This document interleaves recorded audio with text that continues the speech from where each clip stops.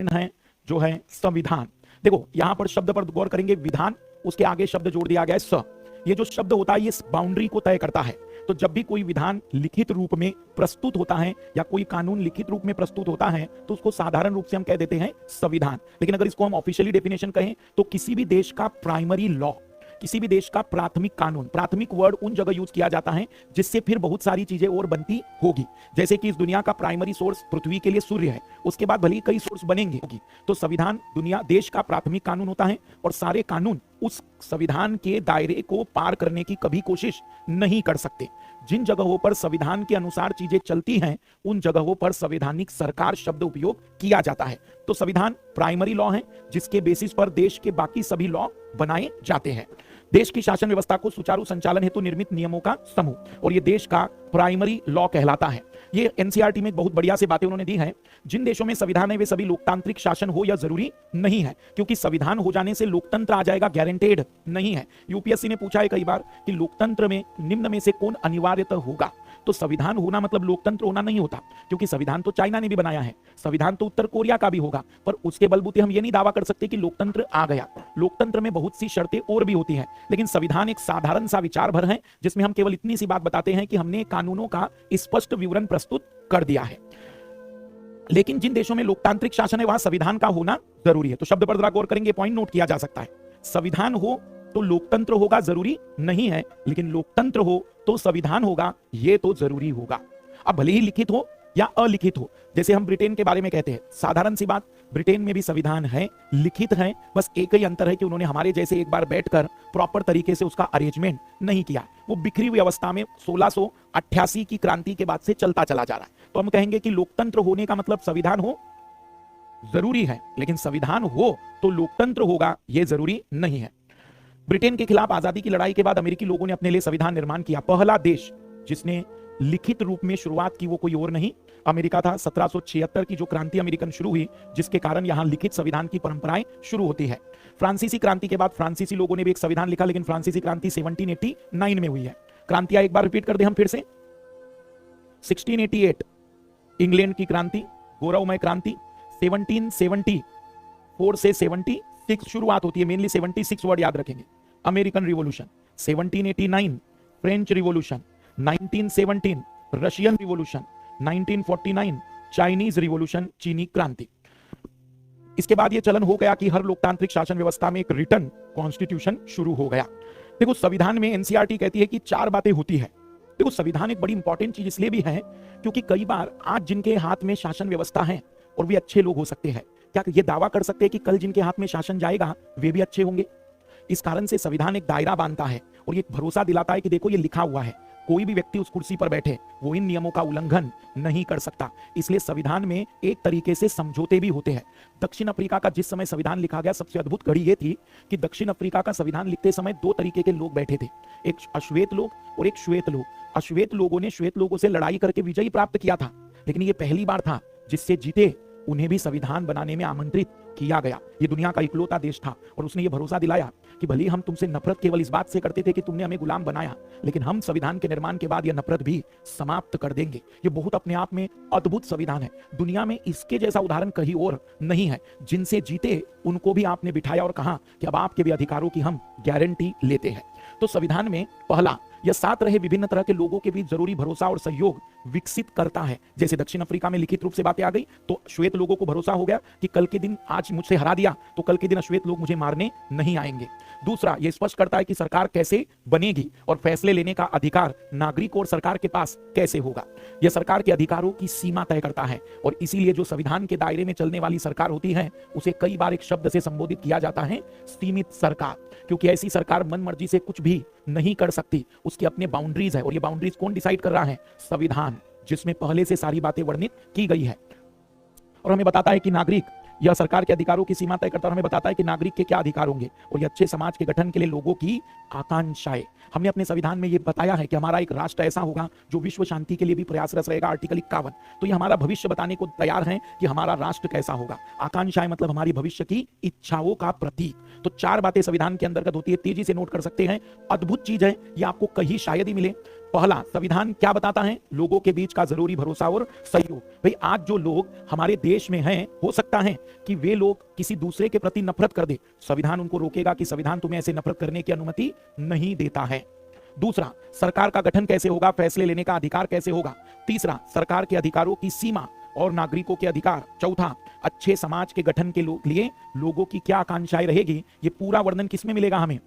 संविधान में। ये चार बातें संविधान की पहचान होती है। यदि यूपीएससी पूछे कि संविधान में निम्न में से कौन सी बातें शामिल की जाती हैं, तो एक बेहतरीन सवाल यहां बनाया जा सकता है। तो संविधान प्राथमिक कानून है।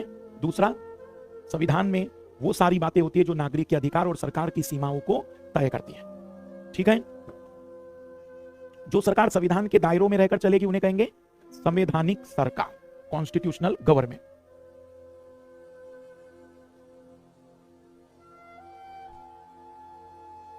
ठीक है, आगे बढ़े।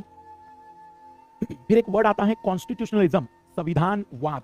हमारे देश में एक व्यक्ति है, वैसे नेता है वो, पर जब भी कहीं रैली में जाएंगे तो हमेशा बार बार कहेंगे हमारे संविधान में क्या ये लिखा है, क्या हमारे संविधान में वो लिखा है। तो जब कोई व्यक्ति हर बार संविधान को ही लेकर आ जाए तो हम जनरली ऐसे विचारों वाले व्यक्ति को कहते हैं कि वह संविधानवाद से प्रेरित है। संविधानवाद का मतलब होता है संविधान के अनुसार शासन का संचालन, सरकार संविधान की सीमाओं में बंधी रहती है। संविधान का होना मात्र संविधानवाद की गारंटी। कारण है कि भाई संविधान आपने लिखा, लेकिन उस संविधान पर सभी लोग नियमित रूप से पालन नहीं कर रहे हैं। कुछ मंत्री कभी कभी नफरती भाषण दे रहे हैं, और अगर सरकार उनको नहीं रोक पा रही है तो फिर यह संविधानवाद का क्या है? उल्लंघन है। तो संविधान लिख देने से संविधानवाद नहीं होता, क्योंकि उसका क्रियान्वयन बहुत ज्यादा जरूरी है। अगर क्रियान्वयन सही नहीं है तो वो संविधानवाद भी फिर स्वीकार नहीं हो पाएगा। मतलब संविधान के साथ साथ क्या होना चाहिए? उसका क्रियान्वयन, एग्जीक्यूशन। और संविधानवाद साध्य है और संविधान साधन, मतलब ऐसी व्यवस्था स्थापित करना जिसके माध्यम से हम अपने देश को संविधान के अनुसार चला सके। लेकिन संविधानवाद जहां पर अंतिम लक्ष्य रहेगा कि उसका कभी उल्लंघन नहीं होना चाहिए। संवैधानिक सरकार, संविधान द्वारा सीमित, नियंत्रित और प्रतिबंधित सरकार को कहते हैं। देश में केवल संविधान का होना मात्र ही संवैधानिक सरकार नहीं है। व्यक्ति की स्वतंत्रता के हित में राज्य की सत्ता पर प्रभावकारी प्रतिबंध, सबसे इंपॉर्टेंट पॉइंट। कोई मुझसे पूछे कि सर संवैधानिक सरकार में क्या सबसे ज्यादा जरूरी है, तो सबसे ज्यादा जरूरी है व्यक्ति की स्वतंत्रता के लिए राज्य की शक्तियों पर क्या होना चाहिए? नियंत्रण। जैसे हमारे देश में संविधान निर्माताओं ने स्पष्ट रूप से वर्णित किया है कि सरकार हमारे देश के किसी नागरिक को बोलने के लिए रोक नहीं सकती, जिसे हम अभिव्यक्ति की स्वतंत्रता कहते हैं। हमारे देश के अल्पसंख्यक लोगों को उनकी संस्थाओं को सुरक्षित करने के अधिकार दिए गए हैं। तो ये क्या है? सरकार को रोका गया है कि आप कभी भी हमारे नियमों का उल्लंघन नहीं करेंगे। मूल अधिकार आर्टिकल 32 और आर्टिकल 226, ये तीन ऐसी बातें हैं जो संविधानवाद के साथ साथ संवैधानिक सरकार की स्थापना का दावा पेश करती है। तो तीन चीजें, पहला संविधान, जहां संविधान के अनुसार सरकार चले वह संवैधानिक सरकार, जहां पर हर कोई निर्णय संविधान के अनुसार लिया जाए संविधानवाद। शब्दों पर ध्यान देते चलेंगे। 2021 के सवाल देखते चलिए। संवैधानिक सरकार, यह सवाल 3 बार आया है। अब आप देखते चलना, सुनते चलो। संवैधानिक सरकार का आशय क्या है? किसी राष्ट्र की परिसंघीय संरचना वाली एक प्रतिनिधि सरकार। क्या यह वर्ड कही था? कोई सरकार जिसके प्रमुख के पास नाम मात्र की शक्तियां हो, कोई सरकार जिसके पास वास्तविक शक्तियां हो, कोई सरकार जो संविधान की सीमाओं से परिबद्ध हो, हम कहेंगे कि वो कहलाएगी संवैधानिक सरकार। और आपको सुनकर अचरज होगा कि कंटिन्यू, 2021 में सवाल था, 2020 का सवाल देखो। परिभाषा में से संवैधानिक सरकार का अर्थ क्या? 20 में भी आया। क्या कहेंगे आप? विधानमंडल द्वारा सरकार, लोकप्रिय सरकार, बहुदलीय सरकार। और आपको अचरज ये होगा कि इतना कुछ पढ़ने के बावजूद भी मेरे महान विद्यार्थियों ने ऐसी चीजों को ज्यादा पसंद किया था, जबकि इसका जो आंसर था ये बहुत कम लोगों ने सुना होगा, क्योंकि सीमित सरकार, उनके दिमाग में अलग ही नेगेटिव थॉट आ गए। जबकि इसका वास्तविक अर्थ क्या है? लिमिटेड गवर्नमेंट, सीमित सरकार। 2014 में फिर से देखो, संवैधानिक सरकार वह है जो राज्य की सत्ता के हित में व्यक्ति की स्वतंत्रता पर प्रभावकारी प्रतिबंध लगाती है। व्यक्ति की स्वतंत्रता पर, व्यक्ति की स्वतंत्रता के हित में राज्य की सत्ता पर प्रभावकारी प्रतिबंध लगाती है। क्या आंसर आना चाहिए था? ये वो प्रश्न है जिसको आप अगर पूरा लक्ष्मीकांत पढ़ ले तो भी आंसर ना निकाल पाए, क्योंकि पूछा बहुत ही सरल गया है। तो आपने देखा कि संवैधानिक सरकार में 3 सवाल, वो भी एक ही वर्ड के हैं कि संवैधानिक सरकार का अभिप्राय क्या होता है। अब आते हैं संविधान में जो आर्टिकल होता है वो कानून और धारा से कैसे अलग होता है। देखो, आर्टिकल वर्ड जो है वो केवल और केवल विशिष्ट रूप से संविधान की धाराओं के लिए उपयोग किया जाता है। जैसे कुछ चीजें ऐसी होती है जो यूनिक होती है कि भाई हम वो शब्द केवल वहीं पर यूज करेंगे। तो आर्टिकल एक स्पेसिफिक वर्ड है, वो भी धारा है, वो भी एक तरीके से नियम है, सेक्शन है। लेकिन संविधान में इसके लिए वर्ड यूज किया जाएगा अनुच्छेद। हिंदी में अनुच्छेद, अंग्रेजी में आर्टिकल। जब कानून आएगा तो वो कानून संविधान के अंतर्गत बनाया जाता है, इसलिए उसके सेक्शन को, उसकी धारा को हम आर्टिकल नहीं धारा शब्द से ही संबोधित करेंगे। नियम और विनियमन, पहले इनको भी समझ लेते हैं। तो एक तरफ होता है संविधान, संविधान की मदद से बना कानून, कानून की मदद से बनते हैं नियम, नियम की मदद से बनते हैं विनियम। इसको एक उदाहरण समझते हैं, जैसे हमारे देश में 17 आर्टिकल जो अनटचेबिलिटी को समाप्त करने की बात करता है, फिर उसके लिए हमने कानून बनाया एट्रोसिटी, फिर एट्रोसिटी में नियम बनाए गए कि भाई एट्रोसिटी का मतलब सार्वजनिक स्थान पर किसी को जो भी दिए गए हैं उनको अपमानित करना। फिर विनियम का मतलब होता है कि उनको रेगुलेट करने के लिए हम और भी क्या क्या कोशिशें करेंगे, लोगों को अवेयर करेंगे। तो संविधान के अंतर्गत कानून, कानून के अंतर्गत नियम, नियम के अंतर्गत विनियम। अंग्रेजी में कॉन्स्टिट्यूशन, लॉ, रूल्स, रेगुलेशन। तो रेगुलेशन सबसे वीक और कॉन्स्टिट्यूशन सबसे स्ट्रॉन्ग। याद रखेंगे, अगर कोई चीज पहले रेगुलेशन थी अब वो रूल बन गई, रूल थी अब वो लॉ बन गई, और लॉ थी और अब वह कॉन्स्टिट्यूशन हमें आ गई, तो चीजें भयानक होगी। जो लगातार लाल पीछे जा रहे हैं, आगे की कुर्सियां खाली पड़ी हुई हैं। जब से किसी ने कह दिया है कि बैक बेंचर बनने से लोग जिंदगी तरक्की करते हैं, तो लोगों को लगता है कि इसी बहाने बैक बेंचर बनने का और मौका मिले। आइए वापिस आते हैं। The rules and regulation written in the constitution, हम उसी को क्या नाम देंगे? आर्टिकल। संविधान के अनुरूप सक्षम बनाए गए बाध्यकारी नियमों का समूह। तो संविधान के अनुरूप सक्षम बनाए गए बाध्यकारी नियमों का समूह कहलाता है आर्टिकल। आर्टिकल मतलब एक तरीके से संविधान के नियमों का ग्रुप है। संविधान में अनुच्छेद होते हैं, जबकि कानून में धाराएं। कानून का अनुच्छेद के अनुकूल होना जरूरी है, क्योंकि कोई भी कानून संविधान की सीमाओं का उल्लंघन नहीं कर सकता है। नियम कानून के अनुकूल होना जरूरी होते हैं, उपनियम या विनियम का नियम के अनुकूल होना जरूरी है। तो यदि मैं एक ग्राफ या चित्र बनाऊं, तो यहां पर सबसे बड़ा जो वेन डायग्राम बनेगा वो किसका बनेगा? कॉन्स्टिट्यूशन का। कॉन्स्टिट्यूशन के अंतर्गत लॉ, कानून का, कानून के अंतर्गत रूल्स, और रूल्स के अंतर्गत रेगुलेशन मतलब विनियम। तो रियलिटी में सबसे ज्यादा मजबूत होता है। उसके बाद तो सारे नियमों को कानून के अंतर्गत होना चाहिए कि नहीं? सारे विनियम भी कानून के अंतर्गत होंगे। कानून भी संविधान के अंतर्गत। कानून संविधान का उल्लंघन, पर संविधान के आर्टिकल किसी कानून का उल्लंघन कर सकते हैं, क्योंकि वह सबसे शक्तिशाली है। संवैधानिक, गैर संवैधानिक, सावधिक और असंवैधानिक। पहला शब्द समझते हैं, असंवैधानिक। असंवैधानिक का मतलब होता है अनकॉन्स्टिट्यूशनल। अनकॉन्स्टिट्यूशनल मतलब जो समाप्त कर दिया जाएगा, वो कहलाएगा कि वो हमारे देश के संविधान के नियमों का वायलेशन है। जैसे हमारे देश का 99वां कॉन्स्टिट्यूशनल अमेंडमेंट, जिसे हमारे देश की सुप्रीम कोर्ट ने अनकॉन्स्टिट्यूशनल कह दिया। तो अनकॉन्स्टिट्यूशनल मतलब पूरी तरह से गलत। अंग्रेजी में अनकॉन्स्टिट्यूशनल, हिंदी में असंवैधानिक। दूसरा होता है गैर संवैधानिक। वो लोग, वे संस्था, वे चीजें जो संविधान के अनुरूप तो हैं, लेकिन वे संविधान में नहीं है। संविधान के अनुरूप और संविधान में न होना दोनों एक ही बात रहेगी। किसके लिए? गैर संवैधानिक के लिए। गैर संवैधानिक का मतलब होता है कि उसका स्पष्ट रूप से संविधान में कोई वर्णन और नाम नहीं है, पर बाद में सरकार ने उसको बनाया है। जैसे कि हमारे देश में सेबी, हमारे देश में इरडाई, हमारे देश में ट्राई, ये जो रेगुलेटरी बॉडीज हैं, इनका संविधान में वर्णन, लेकिन संविधान के नियमों के अनुरूप ही इनका निर्माण किया गया है। अभी तक हमने देखा संविधान, संविधानवाद, फिर संवैधानिक सरकार, फिर हमने देखे आर्टिकल, संविधान, कानून, नियम और विनियम। फिर हम बातचीत करने जा रहे हैं संवैधानिक, गैर संवैधानिक, सावधिक और असंवैधानिक। जो असंवैधानिक है वो पूरी तरह से गलत चीज है, उसको हटाना है। जो संवैधानिक है, इसका मतलब उसका वर्णन स्पष्ट रूप से किसमें है? संविधान में उसका स्पष्ट रूप से वर्णन किया गया है। जो गैर संवैधानिक है वो संविधान के अनुरूप है, लेकिन वो संविधान में वर्णित नहीं है। और जो सावधिक हैं वो कानून की मदद से बनाए जाते हैं। देखो, जितने भी सावधिक हैं, अधिकतर सावधिक या सभी सावधिक कौन रहते हैं? गैर संवैधानिक। लेकिन अगर कोई सावधिक मान लीजिए कि बना तो था, लेकिन फिर उसे क्या डिक्लेयर कर दिया, तो वो खत्म कर दिया जाता है। तो इसका उदाहरण दे रहा हूं मैं। संवैधानिक में हमारा बेस्ट एग्जांपल याद रखेंगे, चुनाव आयोग। क्या किसी आर्टिकल में वर्णन है कि नहीं? इसकी बड़ी सिंपल सी पहचान, अगर हमारे किसी भी संविधान के आर्टिकल में उसके बारे में वर्णन और विवरण है, जैसे वित्त आयोग, फाइनेंस कमीशन, उसे भी हमारे देश के संविधान के आर्टिकल में दिया गया है। जैसे कि जीएसटी काउंसिल, ये भी हमारे देश के संविधान में वर्णित की गई। अब कुछ लोगों के दिमाग में आएगा, सर जिस समय संविधान बना उस समय तो नहीं था। तो इस बात से कोई मतलब नहीं कि उस समय था कि नहीं था। इस बात से मतलब है कि आज जो संविधान की किताब छापी जाए तो उसमें उसका वर्णन आएगा या नहीं। अगर आएगा तो वो संवैधानिक बन गया, अगर वो नहीं आ रहा है आज भी तो वह गैर संवैधानिक माना जाएगा। सावधिक मतलब कानून के माध्यम से बनाया गया कोई संस्थान। जैसे इसका बेस्ट एग्जांपल ले लो सीबीआई, इसका बेस्ट एग्जांपल ले लो सेबी, इसका बेस्ट एग्जांपल ले लो इरडाई, इसका बेस्ट एग्जांपल ले लो ट्राई। सब कुछ किसके माध्यम से बना था? कानून के माध्यम से। अब इसका एक जीवंत उदाहरण और लेते हैं।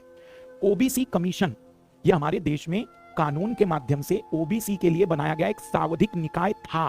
पर 102वें संविधान संशोधन में अब उसको हमने जगह दे दी हमारे संविधान में आर्टिकल 338 बी के अंतर्गत। तो इसका मतलब क्या हो गया, अब वो संवैधानिक, और जब कोई चीज संवैधानिक बन जाएगी तो कानून से ज्यादा सशक्त चीज क्या होती है, संविधान, तो उसकी शक्तियां और भी ज्यादा बढ़ जाएगी। इसका मतलब है कि चीजें संवैधानिक बाद में भी बनाई जा सकती है। तो संवैधानिक में अपने दिमाग से एक पॉइंट निकाल देना कि जब संविधान बना था तब, ऐसा नहीं। जो संविधान में वर्णित वो संवैधानिक, जो संविधान के खिलाफ वो असंवैधानिक, जो संविधान के अनुरूप लेकिन वर्णित नहीं वो नॉन कॉन्स्टिट्यूशनल या स्टेट्यूटरी, वो दोनों शब्द लगभग एक है। बट सावधिक शब्द का वास्तविक अर्थ है किसी कानून के अंतर्गत बनाई गई संस्था। जैसे हमारे देश में नेशनल ग्रीन ट्रिब्यूनल एनजीटी एक कानून के तहत बनाई गई 1986 का पर्यावरणीय कानून। तो उस कानून में वर्णन किया कि भाई हम एक संस्था बनाएंगे जो पर्यावरण के मामलों का निर्णय लेगी, उसका नाम रखेंगे एनजीटी। तो ये कानून की सहायता से बनाई गई संस्था होगी। और अगर ऐसी कोई संस्था है जो ना संविधान में है, ना वो कानून के माध्यम से बनाई गई है, और ना ही उसके लिए कोई विशेष प्रोविजन है, बस मंत्रिमंडल या कार्यपालिका को लगा और उन्होंने बना दिया, तो हम उसको कहते हैं ना तो वो कॉन्स्टिट्यूशनल है ना वो स्टेट्यूटरी है। मतलब वो non constitutional non statutory body है, साधारण सी बॉडी है, जिस दिन भी मंत्रिमंडल को लगा खत्म कर देगी। इस मंत्रिमंडल को खत्म करने के लिए वापस संसद में कानून पारित करना पड़ेगा, और इस जैसी संस्था को खत्म करने के लिए संविधान में संशोधन करना पड़ेगा, और वो ज्यादा कठिन है। कानून पारित करना हो तो 50% + 1 हो गया कानून, पर संविधान संशोधन में विशेष बहुमत 2/3 की जरूरत पड़ेगी, लोकसभा और राज्यसभा की, और अगर वो बहुत विशेष प्रकार का है तब तो राज्यों की भी जरूरत पड़ेगी। तो बहुत सरल, किसको खत्म करना है, जो नॉन कॉन्स्टिट्यूशनल नॉन स्टेट्यूटरी है। जो स्टेट्यूटरी है उसके लिए भी खत्म करने के लिए बहुत सारी जरूरत संसद में काम करने की पड़ेगी, पर जो कॉन्स्टिट्यूशनल बॉडी है उसे खत्म करने के लिए कॉन्स्टिट्यूशन को ही बदलना पड़ता है, जिसको हम कॉन्स्टिट्यूशनल अमेंडमेंट कह देते हैं। फिर आते हैं एक राज्य शब्द पर गौर करेंगे। देखो हमारे देश में जो राज्य वर्ड यूज करते हैं, मध्य प्रदेश, महाराष्ट्र, गुजरात, राजस्थान, बिहार, उत्तर प्रदेश, ये राज्य हम बोल देते हैं, पर ये हमारे देश के संविधान निर्माताओं ने जानबूझकर गलत शब्द यूज किया।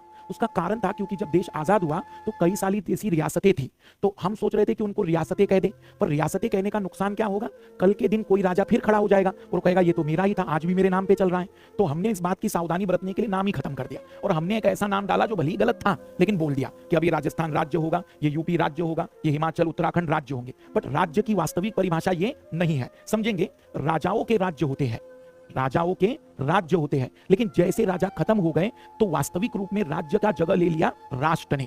राष्ट्र नागरिकों का होता है और राज्य राजाओं के होते हैं। समझो जरा इस बात को। जैसे आपका कोई मित्र आपके साथ आपके घर आया तो आप उसको बोलते कि ये मेरा घर है, पर क्या तुम्हारा है? आज तुम्हारा मूड हुआ कि आज मेरे पास जेब में पैसे नहीं है, एक कमरा बेच देते हैं।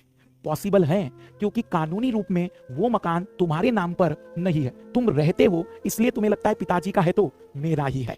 तो राजाओं का राज्य होता था। क्यों? क्योंकि राजा चाहे तो, खुश हुआ राजा तो राजा ने कह दिया कि आज हमारी जमीन का जो नॉर्थ ईस्ट वाला हिस्सा है आज हम तुम्हें सौंपते हैं। तो राजा को अधिकार था ना कब्जा करने का।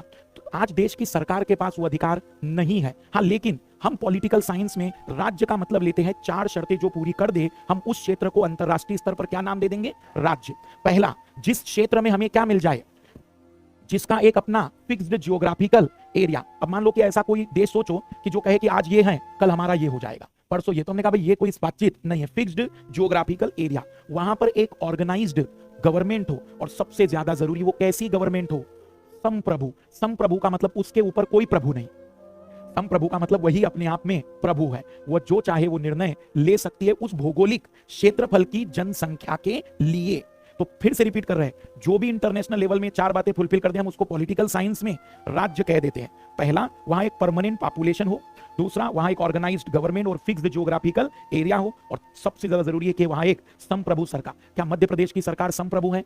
वो हमारी सरकार के दिशा निर्देशों का, केंद्र की सरकारों के दिशा निर्देशों का पालन करती। नेपाल की सरकार संप्रभु है, तो नेपाल एक राज्य है। लेकिन वास्तविक रूप में आधुनिक पॉलिटिकल साइंस के जानकार इसका एक नया नाम रखते हैं जिसे कहते हैं राष्ट्र राज्य।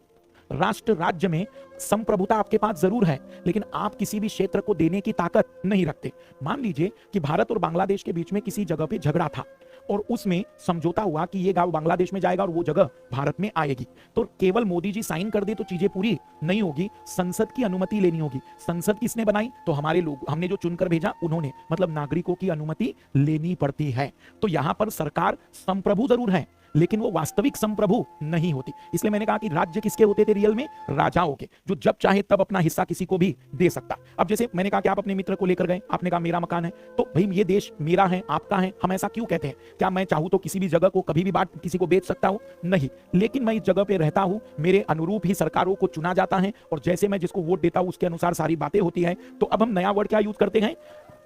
नागरिक जब किसी भौगोलिक क्षेत्रफल के प्रति समर्पित होकर उसके लिए काम करते हैं तो वह राष्ट्र कहलाता है, क्योंकि उसको वो वास्तविक मालिकाना हक तो नहीं मिलता, लेकिन इनडायरेक्टली मालिकाना हक मिलता है। राजा का ही वास्तविक मालिकाना हक होता था, लेकिन इस नई सरकार में अब मालिकाना हक वास्तविक नहीं, अधूरा है। तो 4 शर्तें फिर से, पहला जनसंख्या, फिक्स्ड ज्योग्राफिकल एरिया, एक गवर्नमेंट, और चौथा क्लियर है, हम उसे कहेंगे राज्य। नया नाम राष्ट्र राज्य। मध्य प्रदेश, महाराष्ट्र ये राज्य नहीं है पॉलिटिकल साइंस के अकॉर्डिंग। फिर अगर हम बातचीत करें, ये 2021 का सवाल था और कठिन सवाल था,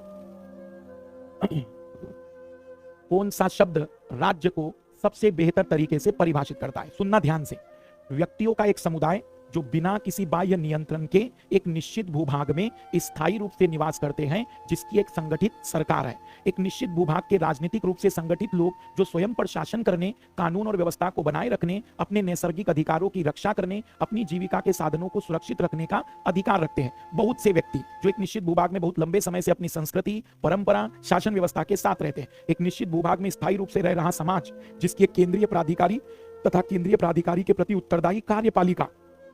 तो सुन, अब ध्यान से समझे, ये तो अभी सब ताजा पड़ा है, तो ये कह रहे हैं वहां हालत खराब हो गई थी क्योंकि राज्य की परिभाषा, उन्होंने पूरा पॉलिटी पढ़ लिया लेकिन कहीं राज्य की परिभाषा का वर्णन नहीं था। तो शब्दों पर ध्यान देने की, कई बार यूपीएससी कुछ ज्यादा गहराई में नहीं, बहुत ही साधारण प्रश्न पूछती है, लेकिन ऑप्शन ऐसे कि चारों ही आपको सही लगेंगे। इसलिए थोड़ा सा क्लियरिटी शब्दों पर जरूर रखेंगे, जैसे हमने अभी वर्णन किया, और उस पर बंधे रहेंगे। मतलब कारण है कि पूरा लिखा हुआ है वर्णन के साथ कई सारी चीजें। तो राज्य में केवल 4 चीजें, जनसंख्या, निश्चित भौगोलिक क्षेत्रफल, संगठित सरकार, संप्रभुता। राष्ट्र और राज्य में अंतर अब समझेंगे। राज्य रियल में कानूनी है, जैसे पिताजी के नाम पर मकान वास्तविक रूप में है तो वह कहलाएगा राज्य। भाई भले ही मेरे नाम पर वास्तविक नहीं, लेकिन पिताजी का है मतलब मेरा है, तो वो एक विचार है, मानसिकता है। वह कानून में कहीं लिखी हुई, कहीं भी लिखा हुआ है क्या उस कागज में कि पिताजी का है तो बेटे का भी हो गया? नहीं, लेकिन हमने माना ना कि वो मेरा भी मकान है, इसका मतलब वह एक ऐसा विचार है जो केवल और केवल क्या है? मेंटालिटी। कई सारी चीजें केवल मेंटालिटी होती है, जैसे किसी भी ब्रांड का नाम, जैसे हमने कहा भाई कि ये पर्टिकुलर ब्रांड, तो ब्रांड कहीं से कहां तक कोई फिजिकल चीज नहीं है, बल्कि हमारे अंदर की केवल क्या है? मेंटालिटी है, मानसिकता है। तो राष्ट्र भी एक प्रकार की क्या है? आपके और मेरे मन की एक मानसिकता है जो हमें ये बताती है कि ये क्षेत्र हमारा है और हमें इसके लिए काम करना चाहिए, हमें इसकी रक्षा करनी चाहिए, हमें इसकी स्वच्छता पर ध्यान देना चाहिए, हमें इसके लिए अच्छी सरकार चुननी चाहिए। ये सब हमें बताने की कोशिश कर रही है कि वह हमारी एक मेंटेलिटी बने। तो राज्य एक कानूनी कंसेप्ट है, जबकि राष्ट्र एक मानसिक, काल्पनिक और भावनात्मक अवधारणा है। ये भावनात्मक महसूस करा दूं मैं, आगे बैठ जाए जहां भी जो भी लोग आएंगे। मानसिक भावनात्मक अवधारणा, जिस समय भारत पाकिस्तान का मैच होता है क्या भाव पैदा होता है? एक भी विकेट गिरा ऐसी सिचुएशन में तो ऐसा लगता है कि अब ये सामने आ गया। तो ये तुम्हारे अंदर भाव, मुझे बताओ, वो क्रिकेट अगर जीत गए तुम्हें 1 करोड़ मिलने वाले हैं, वो जीत गए कप में तुम्हारा फोटो छपने वाला है, वो जीत गए तो तुम्हें लोग पहचानने आ जाएंगे, पर तुम्हारे अंदर इमोशन क्यों पैदा हुआ? क्योंकि तुम्हारे ये माइंडसेट में कि ये जो क्षेत्र है ये मेरा है और वो टीम मेरी है। तुम्हारे पड़ोस में रहते थे वो, लेकिन फिर भी तुमने मेरा कहा। तो ये सब क्या है? इमोशंस है। राष्ट्र रियल में इमोशंस है। पर एक छोटी सी बात, इस राष्ट्र के इमोशन जब बहुत ओवरलैप और बहुत ज्यादा मात्रा में पैदा हो तो वो राष्ट्र को खत्म करने की ताकत रखते हैं। ये देसी घी है, 1 चम्मच खाओ तो शरीर हष्ट पुष्ट रहेगा, 1 दिन में 1 किलो खा लो तो फिर लोग क्रांतिकारी बन जाते हैं। इसलिए याद रखेंगे कि यह होना चाहिए, लेकिन ज्यादा नहीं। हिटलर ने केवल किस बलबूते अपने शासन को स्थापित किया? इसी राष्ट्रवाद के नाम पर। मैं जर्मन को वही सम्मान दिलाऊंगा जिसके जर्मन हकदार है। पहले तो सवाल है किसके हकदार है, पर उसने एक भ्रम पैदा किया। आजकल हमारे व्हाट्सएप यूनिवर्सिटी में राष्ट्रवाद कुछ ज्यादा ही घूम रहा है। हमारे यहाँ पर एक नई चीज आ गई है, ये व्हाट्सएप अगर आपने फॉरवर्ड किया तो आप सच्चे राष्ट्रवादी, मतलब भगत सिंह सच्चा राष्ट्रवादी नहीं, क्योंकि वो व्हाट्सएप मैसेज फॉरवर्ड करने से चूक गए। ये है राष्ट्रवादियों की सबसे निचली सोच। कहने का अभिप्राय है कि राष्ट्रवाद एक सोच है, एक मानसिकता है जो हमें इस क्षेत्र के प्रति हमारे स्नेह को उत्पन्न करती है और उसकी रक्षा, उसकी स्वच्छता, उसके बाकी कर्तव्यों को पूरा करने के लिए हमें प्रेरित करती है। तो ये इमोशंस होते हैं, ये कानूनी होता है, लीगली चीज रहेगी। डिसीजन, जब हम कहते हैं कि भाई हमें सरकार चुननी है, तो हमने कहा सरकार क्यों चुननी है, तो उसका जवाब है निर्णय लेने के लिए। अब सवाल है कि सर निर्णय कौन से लेने हैं? पहला, निर्णय लेना है उस राज्य या राष्ट्र की सुरक्षा के। निर्णय लेने हैं कि राष्ट्र की सुरक्षा कैसे होगी, निर्णय लेना है कि उस राष्ट्र का डेवलपमेंट कैसा होगा, निर्णय लेना है कि क्या राष्ट्र के नागरिकों को जस्टिस मिल पाएगा या नहीं। इसको थोड़ा प्रैक्टिकल समझते हैं। आपने अपनी कॉलोनी में 10 लोगों का एक ग्रुप बनाया और उन 10 लोगों के ग्रुप को जिम्मेदारी दी निर्णय लेने की। तो वो ग्रुप क्या निर्णय ले रहा है? कॉलोनी की सिक्योरिटी की। वो ग्रुप क्या निर्णय ले रहा है? उस कॉलोनी के डेवलपमेंट की। और वो क्या निर्णय ले रहा है? उस कॉलोनी में जस्टिस की, न्याय की। इधर आ जाए दोनों लोग, 2 लोग इधर बैठ जाए। अब इधर ध्यान देना, डिसीजन मतलब सरकार क्या करती है? डिसीजन लेती है। कौन से डिसीजन लेती है? 3 डिसीजन, सुरक्षा, विकास और न्याय के। तो सरकार का गठन क्यों किया गया हमारे द्वारा? निर्णय लेने के लिए। और जो निर्णय लिए जा रहे हैं उसका सबसे बड़ा 3 निर्णय लेने हैं, सिक्योरिटी के, डेवलपमेंट के और जस्टिस नागरिकों के लिए।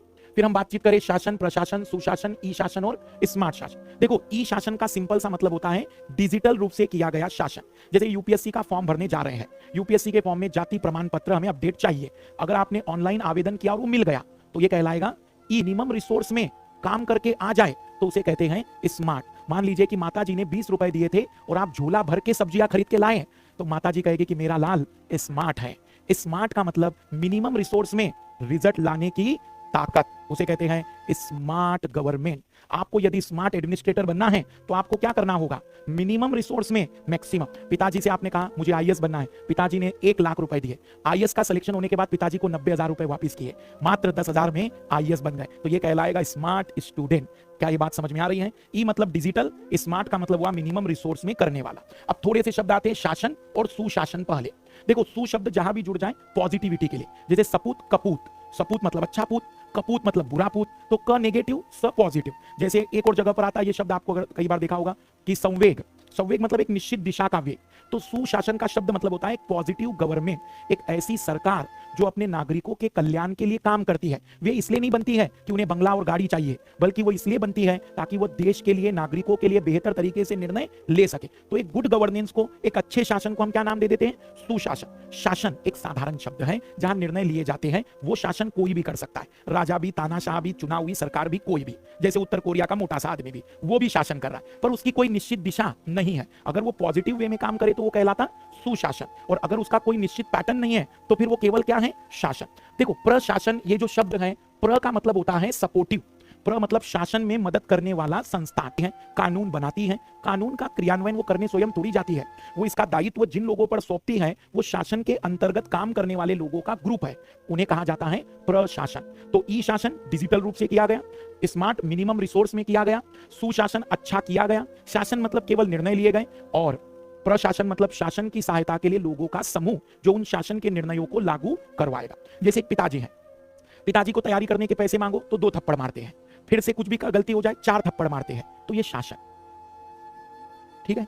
पिताजी हैं, जब आपको जरूरत होती है तो वो खड़े हो जाते हैं कि घबराओ नहीं, मैं हूं तुम्हारे साथ। जब गलती करते हो तो थप्पड़ भी मारते हैं, यह है सुशासन। पिताजी हैं, गलती करेंगे तो इधर आते हैं, बताते कि ये गलती तुमने की, ऐसा ना करो, इसकी जगह तुमने ये करना चाहिए था। अभिशासन, शासन का सबसे सुंदरतम रूप है अभिशासन, जिसमें गलती पर भी आपको सिखाया जाएगा कि ऐसा करना नहीं चाहिए। और ई शासन, फोन पे ही सुधा देते हैं कि क्या लगा रखा है? डिजिटल शासन। बाकी स्मार्ट का मतलब तो चलता ही रहता है, तुम मांगते 100 हो, पिताजी भेजते 10 है, समझ जाओ कि स्मार्ट शासन चल रहा है। तो ये सब government, administration, good governance, e governance और स्मार्ट गवर्नेंस की बात है। सोवर्निटी, संप्रभुता शब्द बड़ा स्पष्ट है, ऐसी सत्ता जिसके ऊपर कोई सत्ता नहीं, उसे कहते हैं संप्रभुता।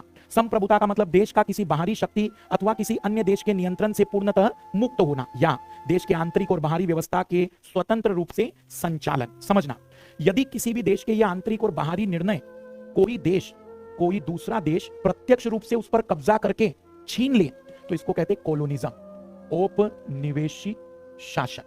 मतलब उसके देश के निर्णय उसका नागरिक नहीं ले रहा है, बल्कि कोई दूसरा देश उस पर कब्जा करके कर रहा हो, तो इसको कहते हैं कोलोनिज्म। और अगर मान लो कि उस पर कब्जा किए बगैर, उस पर कब्जा किए बगैर उसके निर्णयों को प्रभावित कर रहा हो, तो ऐसे शासन को कहते हैं नव औपनिवेशिक शासन, न्यू कोलोनिज्म। जैसे चाइना नेपाल के निर्णयों को बदलने की ताकत रखता है, तो हम कहेंगे कि आज नेपाल भले ही डायरेक्ट गुलाम ना हो, पर इनडायरेक्ट वो भी गुलाम है, क्योंकि जो व्यक्ति अपने स्वतंत्र निर्णय ना ले पाए, कहीं ना कहीं वह गुलाम है। तो डायरेक्टली कब्जा कर लो तो उपनिवेश, इनडायरेक्टली बिना कब्जा किए अपने अनुसार निर्णय लेने के लिए मजबूर करो, नव उपनिवेश। तो कोई भी सरकार यदि अपने आंतरिक और बाहरी निर्णय लेने के लिए स्वतंत्र है तो उसे कहेंगे संप्रभु। इसको थोड़ा प्रैक्टिकल देखते हैं। हमारे देश में महिलाएं अधिकतर निर्णय लेने के लिए निर्भर है। जब छोटी थी तो पिताजी या भाई थे, जब बड़ी हुई तो पति या ससुर वाले थे, और जब बुजुर्ग हुई तो पुत्र ने कहा कि तुम हमारे बगैर ऐसे निर्णय कैसे ले रहे। तो माता या महिला जन्म से लेकर मृत्यु तक संप्रभु नहीं बन पाए। उन्हें संप्रभु बनाना ही महिला सशक्तिकरण है। संप्रभु बनाने का मतलब हुआ कि वो निर्णय ले सके। कौन से? 3, अपनी सुरक्षा के, अपनी विकास के, अपने लिए जस्टिस वाले। वो तय कर सके कि उसे क्या करना है। मान लो अगर वो थोड़ा देरी से आ जाए तो पिताजी या भाई रोक देगा। अगर वो किसी भी के साथ हंस मिल कर बात कर रही है तो माताजी कहेगी कि तुम्हें ये अच्छा नहीं करना चाहिए, ऐसा करना नहीं चाहिए, तुम्हें शोभा नहीं देता। और इस कारण से संप्रभुता छीनी जाती है। और वही संप्रभुता कभी प्रत्यक्ष रूप से और कभी अप्रत्यक्ष रूप से, तो देश की आंतरिक और बाहरी व्यवस्था जब स्वतंत्र रूप से चलाई जा सके तो उसे कहेंगे सोवर्निटी। भारत द्वारा किसी अंतरराष्ट्रीय संगठन की सदस्यता ग्रहण करने से संप्रभुता प्रभावित नहीं होती। एक छोटा सा ये उदाहरण, हमारे देश ने WTO की सदस्यता लेकर रखी हुई है। तो मान लीजिए कि WTO ने कोई निर्णय दिया और उस निर्णय के प्रभाव में भारत ने अपने देश में कानून बदल दिए, तो क्या आप ये कहेंगे कि सर हम तो कह रहे थे कि हम संप्रभु हैं, लेकिन WTO के निर्णय ने हमारे निर्णय को बदल दिया, तो हम क्या कहेंगे कि अब संप्रभु नहीं रहे?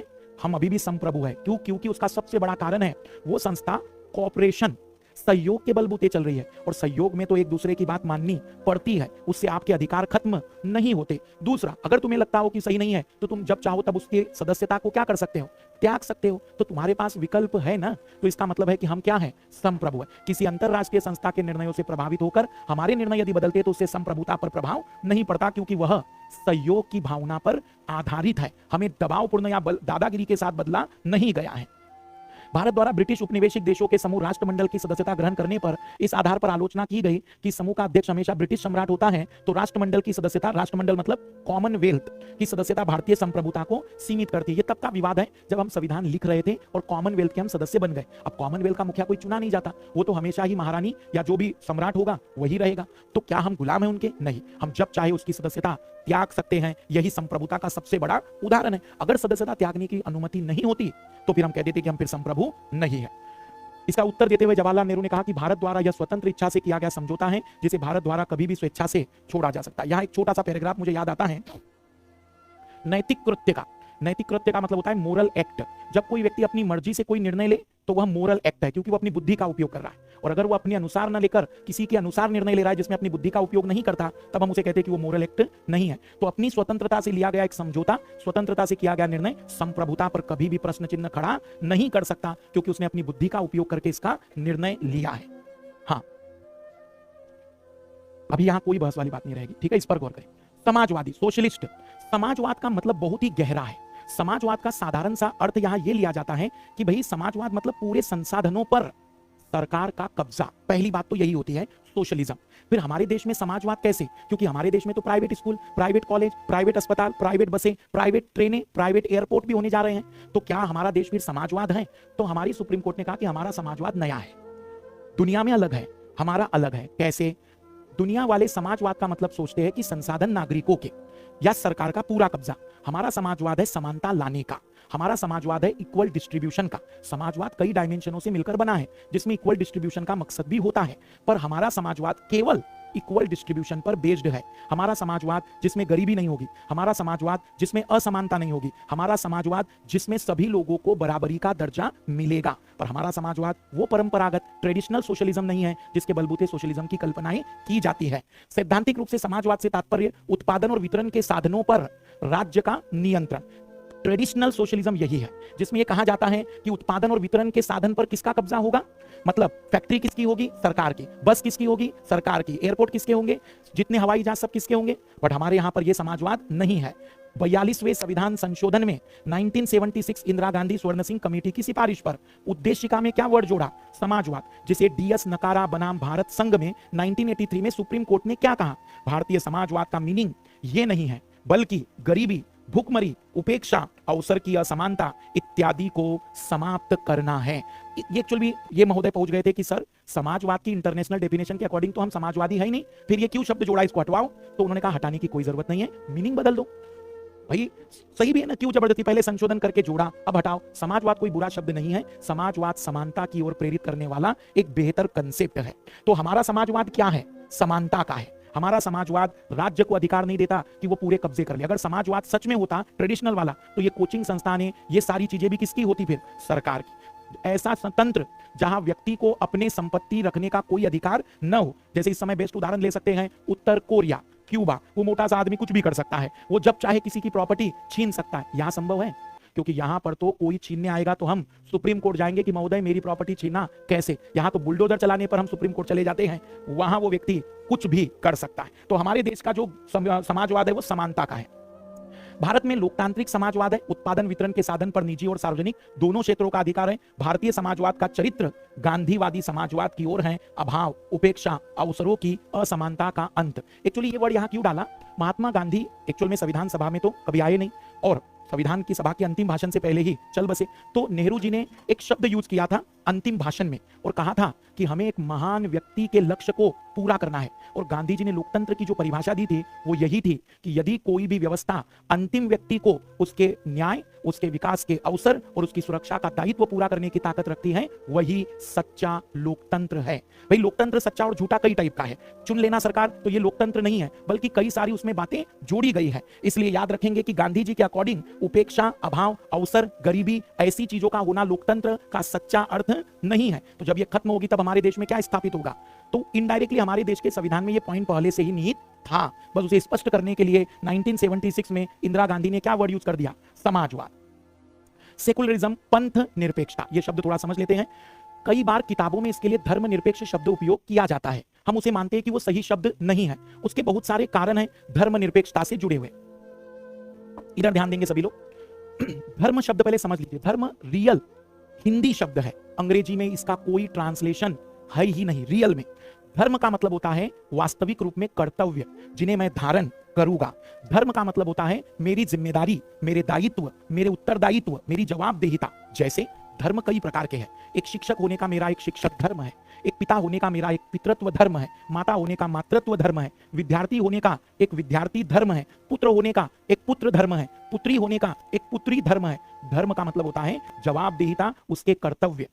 पर कोई वर्ड कहते धर्म निरपेक्ष उस मीनिंग में, तो ये संभव ही नहीं है। कोई अपने जवाबदेहिता से निरपेक्ष होकर सच्ची जवाबदेहिता कैसे निभा सकता है? क्योंकि जवाबदेहिता में निरपेक्षता की जरूरत नहीं, फॉलो करना पड़ेगा।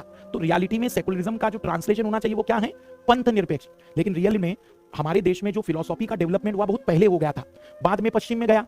तो पश्चिम वाले कई बार हमारे शब्दों को प्रॉपर तरीके से समझ नहीं पाए। तो जैसे होता है ना, जिसको जितनी समझ उसने उस वैसा अर्थ निकाल दिया। पंथ निरपेक्ष का मतलब होगा कि रियलिटी में आस्था या ईश्वर को प्राप्त करने का एक मार्ग है, सरकार उसमें से किसी मार्ग का समर्थन और ना ही किसी मार्ग का विरोध करती है।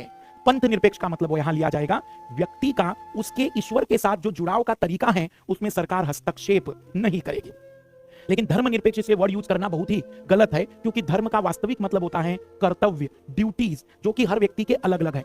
जैसे हिंदू धर्म नहीं बल्कि हिंदू को कई पंथों का समूह कहलाता है। शैव पंथ है, वैष्णव पंथ है, ऐसे कई पंथ है इसमें। तो कई सारे पंथों का समूह है ये। वैसे तो हिंदू शब्द हमने ज्योग्राफी में शाबाश पढ़ा था कि ये कैसा आया था हिंदू शब्द। उद्देशिका में 42वें संविधान संशोधन 1976 में जोड़ा गया कि भारत का कोई धर्म नहीं, भारत का मतलब सरकार का कोई धर्म नहीं होगा। सभी धर्मों के प्रति सरकार समान व्यवहार करेगी और धर्म के आधार पर किसी व्यक्ति के साथ कोई भेदभाव नहीं होगा। और सरकार धर्म के मामले में तटस्थ रहेगी। तटस्थ का मतलब होता है हस्तक्षेप नहीं करेगी, चुपचाप रहेगी। फिर सवाल है, ट्रिपल तलाक में न्यायपालिका वो भी तो सरकार ही थी, क्यों बीच में आ गई? शबरीमाला मंदिर में सरकार, क्या न्यायपालिका फिर बीच में क्यों आ गई? तो यहां पर सरकार के तटस्थ होने का मतलब है थर्ड अंपायर। जब तक तुम अच्छा खेल रहे हो, सही खेल रहे हो, हम तुम्हें कोई डिस्टर्ब नहीं करेंगे। लेकिन तटस्थ का मतलब मेरा चुप रहना नहीं है। जहां वायलेशन होगा, जहां मानव के अधिकारों का उल्लंघन होगा, मैं वो धर्म के नाम पर भी स्वीकार नहीं करूंगा। हमारी तटस्थता सक्रिय तटस्थता है, निष्क्रिय नहीं है। निष्क्रिय तटस्थता का मतलब होता है झगड़ा हो रहा है दो लोगों के बीच में, अच्छा मजा आ रहा है, इसको कहते हैं निष्क्रिय तटस्थता। सक्रिय तटस्थता का मतलब कि वो लड़ रहे थे, हमने कहा थोड़ा ढंग से लड़ो यार, तो इसको क्या कहेंगे? सक्रिय तटस्थता। या फिर हम उनको दोनों को क्या कर रहे हैं? रोक रहे हैं कि पहले हमें बताओ तो सही हुआ क्या, फिर हमें मजा ज्यादा आ पाएगा। तो इसको क्या कहेंगे? सक्रिय, एक्टिव रहना। तो हमारी पंथ निरपेक्षता कैसी है? सक्रिय वाली है। हम चुप बैठने वाले पंथ निरपेक्ष नहीं है। ये सुप्रीम कोर्ट ने पिछले 3-4 वर्षों में क्लियर कर दिया है। नहीं तो लोगों को लगता था कि धर्म के नाम पर कुछ भी कर लेंगे और कोई बोलने वाला नहीं होगा। धर्म के नाम पर झूठ बोला जाए, धर्म के नाम पर किसी को मूर्ख बनाया जाए, सरकार को वहां खड़ा होना पड़ेगा, क्योंकि हमारी पंथ निरपेक्षता सक्रिय तटस्थता वाली है। ये शब्द याद रखेंगे कि हम न्यूट्रल जरूर है, लेकिन एक्टिव न्यूट्रल है। हमेशा ऑब्जर्व करते रहेंगे, जहां गलत हुआ बीच में खड़े हो जाएंगे कि ये स्वीकार नहीं है, भले ये मामला तुम्हारे रिलीजन का भी क्यों ना हो। अब सवाल है किन बेसिस पर हम खड़े होंगे? तो उसका सबसे बड़ा आधार है मानव अधिकार। तो मानव अधिकार ऐसे शब्द हैं जिसके बलबूते हमें खड़ा होना पड़ेगा। अरुणा राय बनाम भारत संघ 2002 में एक निर्णय दिया है, विभिन्न धर्मों के बीच परस्पर सामंजस्य और मूलभूत एकता स्थापित करने के उद्देश्य से राज्य द्वारा तटस्थ न रहकर सक्रिय भूमिका का निर्वहन। ये सुप्रीम कोर्ट के शब्द है कि भाई हम तटस्थ न रहकर सक्रिय भूमिका, लेकिन इसको वास्तविक रूप में उन्होंने कहा सक्रियता तटस्थता के साथ, केवल हम तभी एक्टिव होंगे जब कोई चीज गलत होगी, फिर वो सबरीमाला मामला हो या ट्रिपल तलाक का मामला हो। हालांकि पंथ निरपेक्षता को 42वें संविधान संशोधन 1976 के माध्यम से भारतीय संविधान की उद्देशिका में जोड़ा गया, किंतु इसका यह तात्पर्य नहीं कि भारत इसके पूर्व पंथ निरपेक्ष नहीं था। इसका सबसे बड़ा प्रमाण है आर्टिकल 29 और आर्टिकल 30 कि हमने अपने देश के सबसे अल्प समुदाय को भी वही सारे अधिकार दिए जो कि बहुसंख्यक को मिलते हैं। बहुसंख्यक को अधिकार देने की जरूरत नहीं होती क्योंकि बहुसंख्यक ही बहुमत में होता है, इसलिए वो अधिकार अपने आप उसे मिल जाते हैं। आर्टिकल 15, आर्टिकल 16, 25 से 28, आर्टिकल 325 क्या है 325 में मताधिकार में किसी को आप रोकनेंगे या किसी को वोट देने का अधिकार केवल धर्म के आधार पर नहीं दे सकते। आर्टिकल 15 में समानता की बात है, आर्टिकल 16 में समानता की बातचीत है, 25 से 28 आपने वादा किया है कि सरकार आर्टिकल 27 में क्या कहती है, धर्म के नाम पर कोई टैक्स वसूला नहीं जाएगा। तो इसीलिए तो हमारे मंदिर मस्जिद कहीं पर भी सरकार टैक्स, हाँ कुछ संस्थाएं स्वयं मतलब प्रेरित होकर टैक्स जमा करती है, वो उनकी मर्जी है, लेकिन सरकार कोई टैक्स लगा नहीं सकती। 42वें संविधान संशोधन के माध्यम से केवल इस छवि को अधिक क्लियर किया गया। फिर एक वर्ड आता है लोकतंत्र। लोकतंत्र का मतलब होता है जनता का, जनता के लिए, जनता द्वारा शासन। ये किसके शब्द हैं, अब्राहम लिंकन के, लेकिन इसमें भी मुझे पसंद है अंबेडकर जी के शब्द, जनता का, जनता के लिए, जनता द्वारा चुना गया शासन जिसमें सभी की सहभागिता हो। भाई आपने जनता ने चुना, लेकिन हो सकता है कि हमारे देश में 10 तरीके की जनता थी, 4 जनता ने मिलकर चुना, 4 जनता ने निर्णय लिए, बाकी 6 लोगों को तो पार्टिसिपेट ही नहीं करने दिया। तो हम क्या कहेंगे ये कि ये कौन सा लोकतंत्र है? आगे आ जाओ मेरे लाल, ये कैसा लोकतंत्र? तो अंबेडकर जी क्या कहते हैं, सभी की सहभागिता। और उसमें भी लोकतंत्र का मतलब केवल सरकार का चुन लेना भर नहीं है, बल्कि वास्तविक निर्णय लेने की ताकत उसी सरकार के पास हो जो चुनी हुई हो तो लोकतंत्र माना जाएगा। उसमें भी वही सरकार लोकतांत्रिक कहलाएगी जहां पर सरकार के निर्णय नागरिकों के हित के हो, न कि नागरिकों के नुकसान के, वो तो फिर तानाशाही हो जाएगी। तो याद रखेंगे लोकतंत्र का मतलब ये केवल एक साधारण परिभाषा है, पर ये उसका वास्तविक अर्थ, उसके वास्तविक अर्थ बहुत गहनतम हो सकते हैं, नागरिकों के संपूर्ण बौद्धिक विकास से संबंधित। देखो लोकतंत्र में कुछ हो ना हो, और सबसे ज्यादा जरूरी है नागरिक का सक्रिय होना। कल्पना करते हैं एक छोटा सा उदाहरण, मान लेते हैं कि हम टाइम मशीन में आपको 15वीं या 14वीं शताब्दी में ले जाए, दिल्ली में, यही इसी जगह से अब मैंने आपको दिल्ली में भेजा, चांदनी चौक के इलाके में शासन चल रहा है दिल्ली सल्तनत काल का। आप एक नागरिक से मिले, आपने पूछा क्या आपको राजा पसंद है? उसने कहा कैसी बातें कर रहे हो, और ऐसे सवाल मत करो। किसी ने सुन लिया, क्योंकि वो निष्क्रिय है, उसको ये भी नहीं पता है कि भाई ऐसे अधिकार होते हैं नागरिक के पास, क्योंकि लोकतंत्र में जिए नहीं। फिर आपने गलती से कह दिया मुझे तो बकवास लगता है राजा, वहां से सभी लोग हो सकते हैं भाग जाए कि बोले मैंने सुना ही नहीं। क्यों, कैसा क्यों कह रहा हूं मैं? क्योंकि उन लोगों ने अपनी जिंदगी लोकतंत्र में बिताई नहीं है। तुम्हें लगेगा कि लोग ऐसा बिहेव क्यों कर रहे हैं, क्योंकि तुम लोकतंत्र में रहे तो आज तुम एक्टिव हो गए हो, सक्रिय हो गए हो, तुम्हें अपने अधिकार पता है, तुम्हारा बौद्धिक विकास राजनीतिक रूप में हो चुका है, तुम्हें पता है कि सरकार की बुराई कैसे की जाती है। कल्पना करो अकबर का शासन चल रहा है, तुम्हें टाइम मशीन में वहां लगा रखा है, अकबर को बुलाओ जरा। हो सकता है सैनिक वही सर धड़ से, अभिप्राय ये है क्योंकि उस सैनिक को ये आदत नहीं है ना कि अकबर को कोई अकबर कह दे, भाई अब मैं कितनी, कारण ये है ना, अब मैंने मान लीजिए कि हमने मोदी जी को मोदी जी ना कहकर केवल मोदी कहा, मीडिया में लोग मोदी ही कहेंगे, वो जी शब्द कहे जरूरी नहीं है। कारण ये है कि लोकतंत्र में ये मालिक नहीं है, वो आज है कल हटाया जाएगा। दूसरा, उसे हमने चुना है अपनी सर्विस के लिए, व्यक्ति है। तो लोकतंत्र की सबसे बड़ी खासियत है कि वो नागरिकों का बौद्धिक विकास चुने जाए, और अप्रत्यक्ष, जहां जनता द्वारा डायरेक्ट ना चुने जाए, इनडायरेक्टली जनता किसी को चुने। प्रधानमंत्री भी प्रत्यक्ष रूप से चुने नहीं जाते हैं, वो तो हमारे द्वारा उन्होंने उन्हें चुना होता है। तो याद रखेंगे कि हमारे यहां प्रत्यक्ष लोकतंत्र नहीं, हमारा राष्ट्रपति भी अप्रत्यक्ष लोकतंत्र का उदाहरण है, हमारा प्रधानमंत्री भी के नाम पर मतदान किया और वही सबसे शक्ति प्राप्त कर ले तो हम कहेंगे डायरेक्ट डेमोक्रेसी। सवाल है ना, पूरी किताब ढूंढ लेना, पलट लेना सारे पन्ने, पर यह पॉइंट नहीं मिलेगा। लोग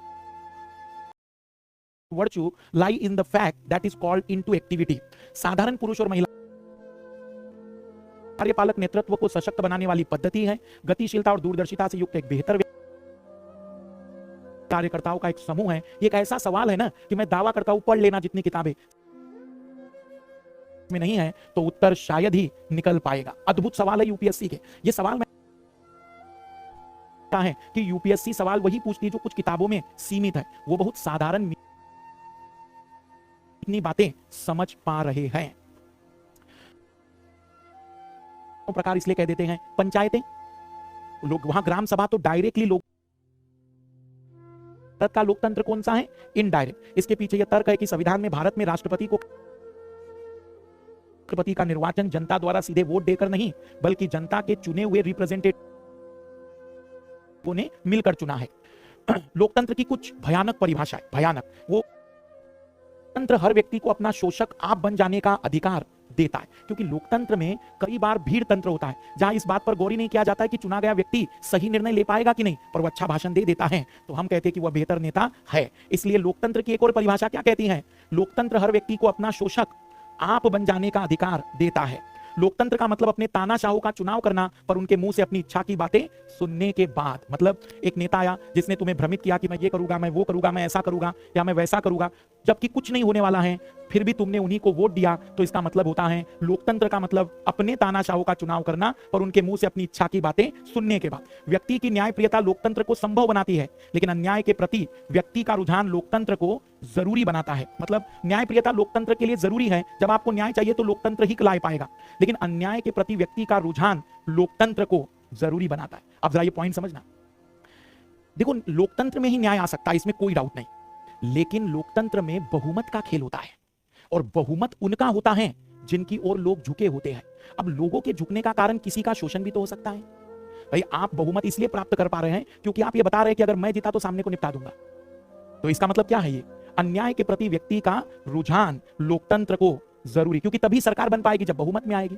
लोकतंत्र शासन का ऐसा तरीका है जो सुनिश्चित करता है कि हम जैसी सरकार के लायक हैं वैसी सरकार ही हम पर शासन करे। बहुत अद्भुत और खूबसूरत परिभाषा है, क्योंकि लोकतंत्र में आपकी मेंटेलिटी ही वोट तय करेगी, और जो आपकी मेंटेलिटी है वैसी मेंटेलिटी वाला आदमी आपके ऊपर शासन करता है। आप कभी लोकतंत्र को दोष मत दीजिए कि सरकार कैसे गलत आ गई। आप गलत थे क्योंकि आपने चुना गलत है, इसलिए सरकार भी वैसी ही मिल गई है। लोकतंत्र की सारी बुराइयों को अधिक लोकतंत्र से ही दूर किया जा सकता है। एक और अद्भुत सी बात है लोकतंत्र की कि लोकतंत्र में जो कमी है वो तभी सुधरी जा सकती है जब लोकतंत्र और भी अधिक लाया जाएगा। मतलब एक ऐसी चीज है कि जो बीमारी जिसके कारण आपको हुई है उससे आप तभी सुधरोगे जब आप बार बार वही बीमारी को प्राप्त करोगे। कोरोना में जिन लोगों को पहला, दूसरा, तीसरी बार बीमार पड़ गए, अब उनको कह दिया कि तुम्हें कोई खतरा नहीं है। तो लोकतंत्र की भी खासियत क्या है कि जितना लोकतंत्र में कमियां हैं उसको दूर करने का कोई और तंत्र, उसका एक ही तरीका है, लोकतंत्र को और अधिक लाओ, गहनतम अर्थों में लाओ। जैसे वर्तमान में लोकतंत्र भीड़ तंत्र हो गया, तो तभी सुधर सकता है जब लोकतंत्र में सभी को शिक्षा उपलब्ध कराई जा सके। वो संभव केवल लोकतंत्र से ही होगा। जबरदस्ती किसी को पढ़ाया जाना लोकतंत्र तो नहीं है। तो सबसे अंतिम लाइन, मेरी फेवरेट लाइन है लोकतंत्र की, कि लोकतंत्र की सारी बुराइयों को और अधिक लोकतंत्र से ही दूर किया जा सकता है। देखना, लोकतंत्र में एक खासियत होती है, लोगों द्वारा चुने गए शासक ही सारे प्रमुख फैसले लेते हैं। पहला कैरेक्टर, चुनाव लोगों के निष्पक्ष अवसर और इतने विकल्प उपलब्ध कराता है कि चाहे तो मौजूदा शासक को बदल सकते हैं। जैसे एक छोटा सा उदाहरण, कई बार रजिया सुल्तान के बारे में हम बोल देते हैं कि रजिया सुल्तान को लोगों ने पसंद करके शासक बनाया, तो क्या कह दे कि लोगों की पसंद से चुनी गई तो लोकतंत्र आ गया रजिया सुल्तान के शासनकाल में? क्योंकि विकल्प ही कहते हैं। अगर 4 रजिया सुल्तान खड़ी होती, फिर चुनाव होते, फिर आप कह देते कि ठीक है भाई लोगों ने इन्हें चुना। एक व्यक्ति का विकल्प और उसी को चुनना है, तो ये कोई लोकतंत्र तो नहीं हो सकता। तो ये मत सोचिए कि आपने लोगों ने, जनता ने पसंद किया तो लोकतंत्र आ गया। केवल जनता की पसंद तय नहीं करती लोकतंत्र को, बल्कि वहां विकल्प भी होने चाहिए। तो चुनी हुई सरकार ही निर्णय ले तो लोकतंत्र है, विकल्प होंगे तो लोकतंत्र है, अवसर सभी लोगों को समान रूप से उपलब्ध मिले, मतलब वहां किसी प्रकार का भेदभाव चुनाव के समय ना हो वोट डालने में, और चुनाव से बनी सरकार संविधान द्वारा तय बुनियादी कानून और नागरिक अधिकारों को दायरे में काम करते हुए काम करे, तब हम मानेंगे कि वहां सच्चा लोकतंत्र है। मतलब सही लोकतंत्र में 4 बातें। पहली, निर्णय वास्तविक रूप में कौन ले? जैसे इसका जीवंत उदाहरण ले लो, पाकिस्तान में जब मुशर्रफ अभी मृत्यु हो गई तो मुशर्रफ ने कब्जा कर लिया और वो निर्णय ले रहे थे, तो पाकिस्तान क्या लोकतांत्रिक सही अर्थों में था? चुनाव लोगों के लिए निष्पक्ष अवसर। मान लीजिए कि 70 सालों से जीत रही है, चीन का उदाहरण ले लो, एक ही पार्टी के लोग हैं, तो क्या मान लिया जाए कि वहां लोकतांत्रिक? हमने कहा भाई तुम्हारे कहने से लोकतंत्र आता, उसमें ये कैरेक्टर भी होने चाहिए।